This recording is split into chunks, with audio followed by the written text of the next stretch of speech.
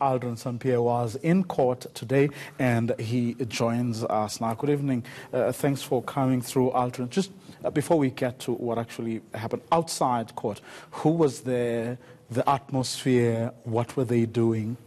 Well, these were mostly members of the ANC, of course, who are supporters of Supra Mahumapelo, and those who are supporters of these three applicants who are against the application, or rather who are for the application and against the decision to disband the PEC from various regions, from all, I think there was just about 3 regions that I counted, and the people that I spoke to from the 3 regions.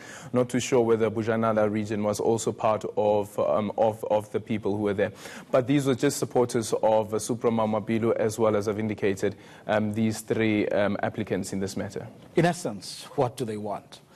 In essence, what they are saying is that reverse this decision that you've taken. You haven't consulted us as branch members. What you did is that you called meetings, you went on a roadshow in August, and during those meetings, you allowed anyone to come into those meetings, and these were ANC meetings, which means that people would have had to show their membership cards, and the membership would have to be validated to find out whether indeed these are members of the ANC before they form part of this meeting. And one of the people that I was speaking to in the morning was actually saying that, well, this is an accusation, I believe, an allegation, that there were also members from the DA and the EFF who had some sort of interest, he calls them, in these rallies that were taking place, being hosted by the ANC's top 6. And the ANC, as you remember at the time, were doing these roadshows to try and ascertain what some of the issues are that these branches are facing and whether or not to disband. And after that, of course, you know, and including this report by Obed Babela, they decided to disband the PEC. And what does the ANC say? What is their response to the allegations being leveled against them by these members? The first thing that the ANC is arguing, first of all, of course, is that this case is not urgent, and now they've won, of course, on that argument. And the other issue is that we have the power as the NEC to disband. We don't have the power to put in an interim structure in terms of having a preliminary structure. I think I just can't remember the right phrase that Jessie Duarte used in her affidavit, that they can't be using that when that's the recommendation that Obed Babela made in his report, because Obed Babela was essentially against the idea of disbanding the PEC because of the fracas that it would cause, especially leading into the elections.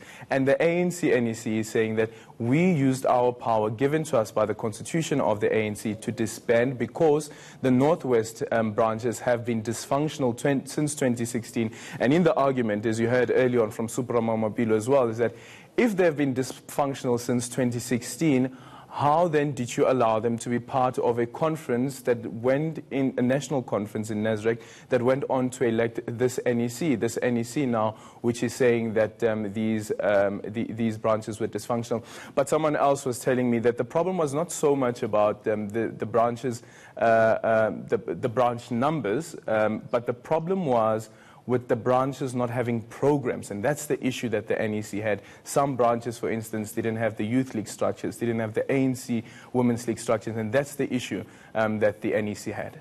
Well, I did speak to Supra Mahumapelo a little earlier on, asked him why he's doing this to the National Executive Committee of the ANC, and this is what he had to say.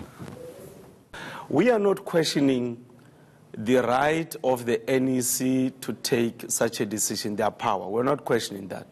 We are questioning the process which the NEC embarked upon to arrive at a decision. Now, if you are building unity and organizational renewal, which is our responsibility, all of us, you can't be cutting corners. You should be making sure that everybody is taken on board.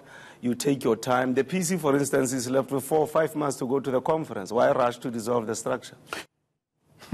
Has the ANC ever addressed that a particular issue that, look, with a few months to go before you have elections, why do you rush to...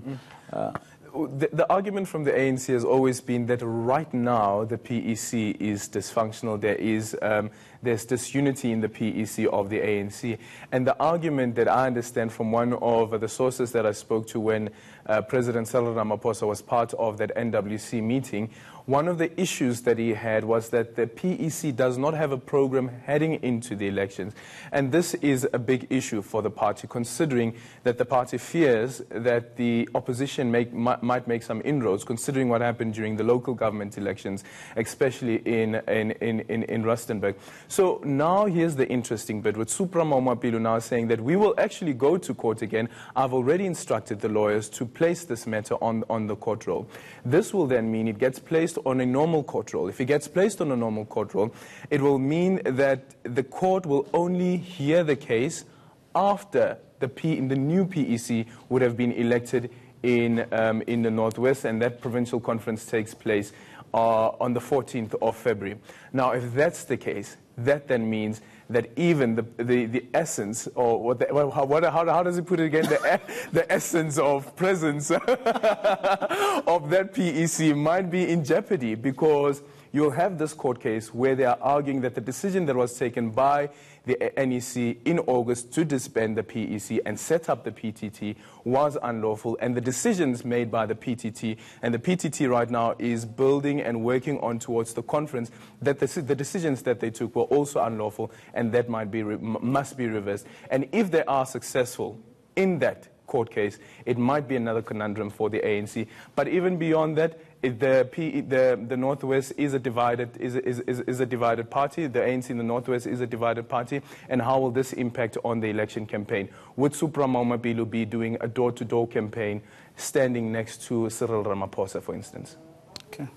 So we're going to leave it for now. Aldrin Sampear, who was at court, of course, following that particular case where Supra Mahumapelo lost, but it was on the basis of agency. And as he told us a little earlier on, he will be back in court. He hopes that will happen over the next 7 to 10 days.